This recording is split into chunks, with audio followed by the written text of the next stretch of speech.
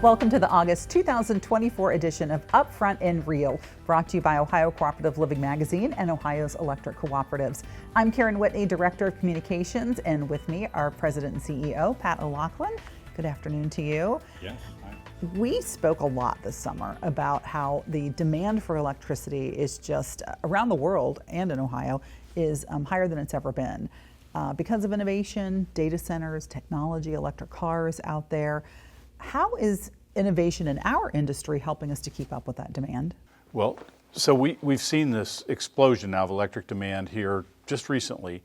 For the last 20 years, we've had growth in things that were increasing electric supply, but we've had efficiency gains that have kind of offset that. So we've really had relatively flat electric demand for almost 20 years now.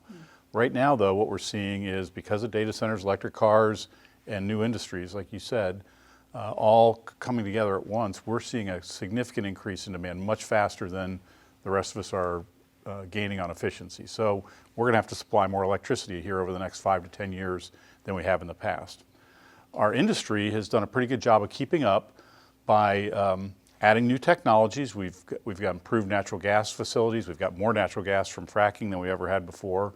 We continue to add renewable resources that are better than they've ever been, so they continue to get better and better. And some batteries are helping a little bit with that. But one of the biggest things has been the way now that we work together in these independent system operators like PJM have allowed us to be more efficient at how we use our generation, and we can get by with lower reserves and spread it across a broader area. So that's really helped us just being smarter about how we produce electricity and how we back it up. Yeah, I always think about the big game changer, change in our industry was back in the early 2000s. You mentioned solar and wind power becoming part of the generation mix in the U.S.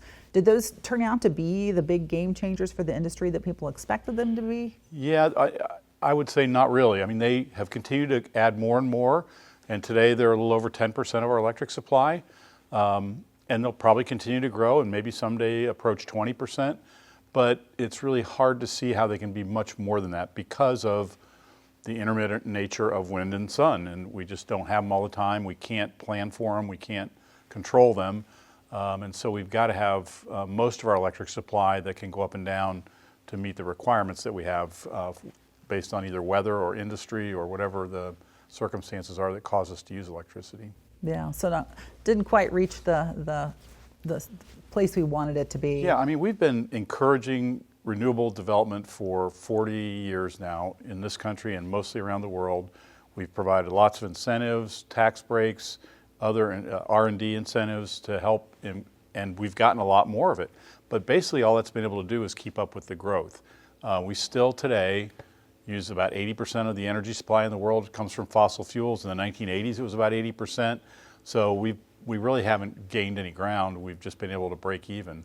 And now we're seeing this bigger demand increase, and I think it's going to be even harder, which to me says more than ever, we've got to hang on to the traditional fossil fuel resources that we have today. As we bridge to the future, we're going to continue to add renewables. We're going to continue to invest in new technologies. But we're going to have to hang on to what we have to meet the needs for the next 10 or 15 years, it looks like to me. You talk about the future. Anything on the horizon that you see being that next game changer for the industry? Yeah, so there's a few things that I think people talk about and look at. One is the resurgence of traditional nuclear power. That's an area that we could see a lot of growth in that would provide the baseload supply that we need to support more renewable energy. So that's one thing that I think we could see. The cost has continued to plague that industry, and so we're not quite there yet as something that we can really count on. And then the other things are even farther off. People talk about nuclear fusion. Okay, well that's still a lab experiment at this point. And I guess that, and even with traditional nuclear, we're still 15 to 20 years away from having a meaningful contribution from that, and that's something we know how to do. Then you take something like fusion that we're still not quite sure how it even works.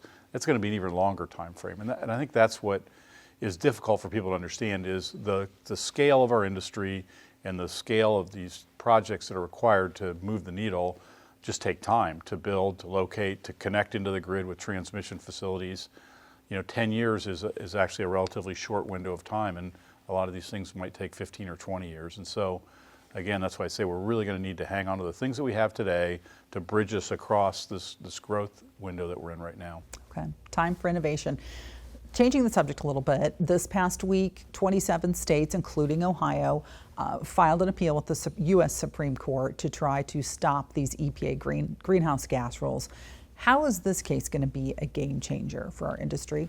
Yeah, well, unfortunately, the EPA has come out with a really bad idea about forcing us to put in a technology innovation that hasn't really been tried or proven yet.